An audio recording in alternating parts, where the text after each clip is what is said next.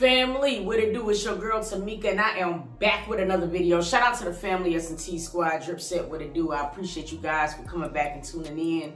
I love you the long way. Before we jump into this video, make sure you like, comment, share, and subscribe, and please watch those ads. That's all you gotta do to support a creator. Now look, turn those post notifications on too, so you'll know each and every time I drop a vid. You dig? Now look, we're about to get into this Halle Bailey video. She's doing a question and answer. She's talking about the Little Mermaid and all of the things that's been surrounding it and more. So without further ado, we about to slide into this video. Let's get it.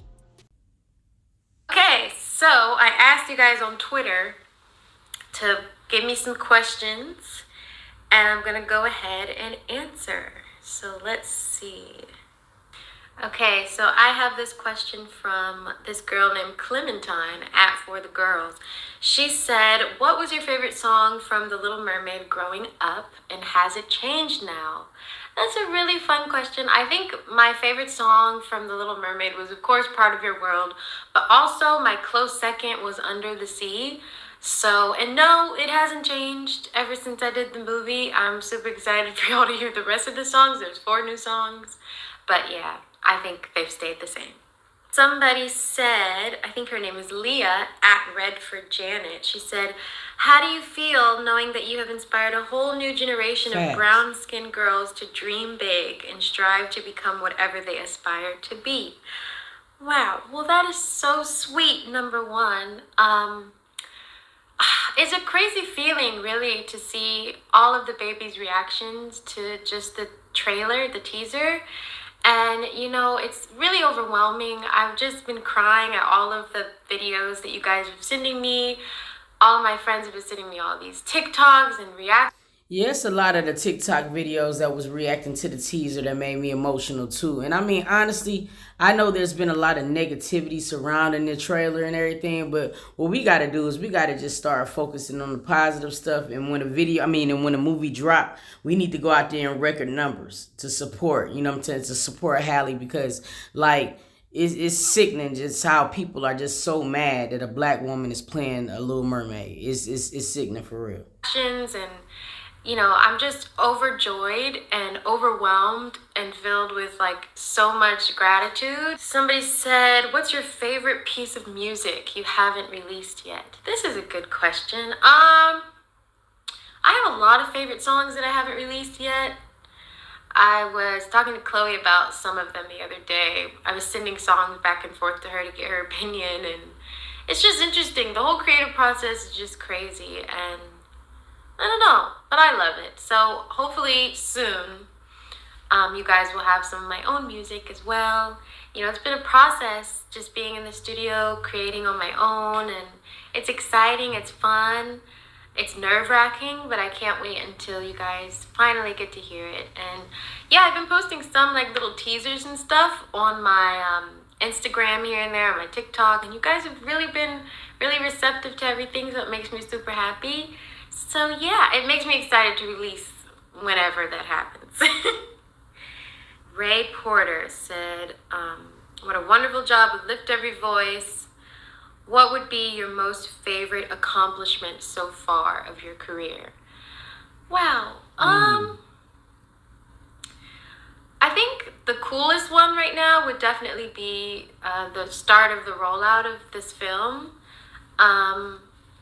I think just seeing the reactions and stuff is making me happy about it, yeah. I seen a reaction to a trailer of a white boy.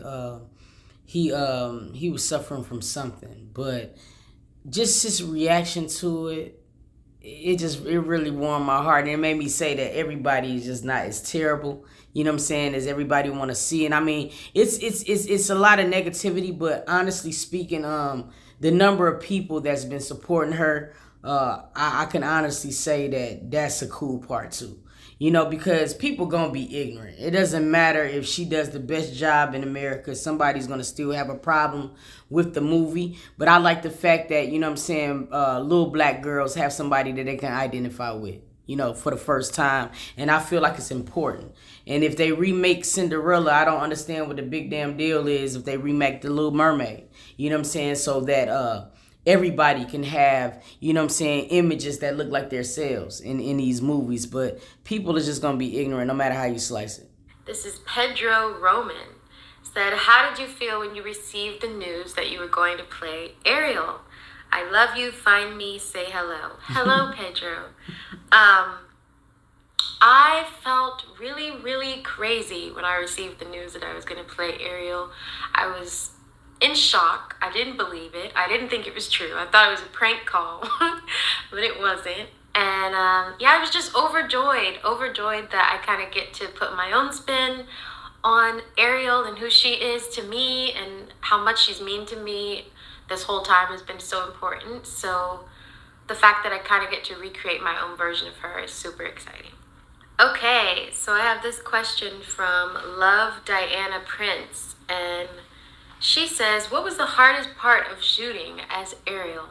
I was in intense physical training for 3 months, and then every single day I'd either be up in the air on wires in a harness or I'd be in the water all day. So, I mean, it was super exciting, but I think, you know, my body was like, that was probably the hardest and the most in shape I've ever been in my life. But that was kind of the toughest part, I think, was having to be that strong. Oh, I love this ad. And honestly, I think her image, you know what I'm saying, fits the character. And I mean, like, honestly, I love that they left the dreads, but they made them red.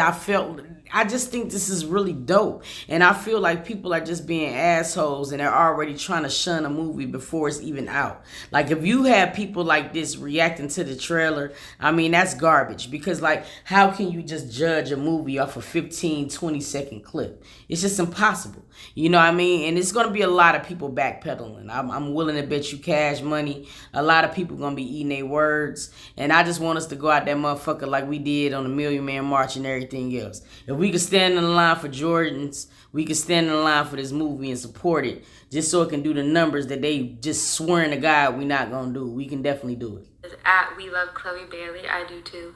How did you cope being so far from your loved ones while filming? Wow, well, that was a tough one, actually, when I was in London. I said, oh my gosh, it's almost 2 years ago. Last July we wrapped filming, but I was in London living there for almost a year. And it was in the height of the pandemic, so my family and everyone, they couldn't come visit me. So it was just me and my mom, and you know, that was super, super hard because I'm super close with my sister. You guys know me and Chloe are like freaking frack. So without her for 9 months was super hard. But we just coped by FaceTiming all the time. Me, her, and my baby brother, my dad. I missed them all so much, but it was a wonderful reunion when I saw them all again. Okay, I'm happy that she had her mom there, because without nobody probably would have been very aggravating, you know what I'm saying? But at least mom was there to be there. Somebody named Kai asked, are you still vlogging or is that on hold? And will you make and sell jewelry again? Well, to answer the first question, I guess sort of, kind of, I occasionally try and vlog and do moments like these for you guys, but I'm just not like as consistent at it as I could be. But hey, maybe one day we'll get there. And then to answer your second question, will I ever make or sell jewelry again? Yes. So for those of you who don't know, making jewelry is like a hobby of mine. And it's funny because when I was filming The Little Mermaid, I started like my own little jewelry Etsy, and I was sending out orders to you guys. To some of you have some pairs of my earrings and necklaces that I made, and I called it Hallelujah Jewelry, and it was just so therapeutic for me to do.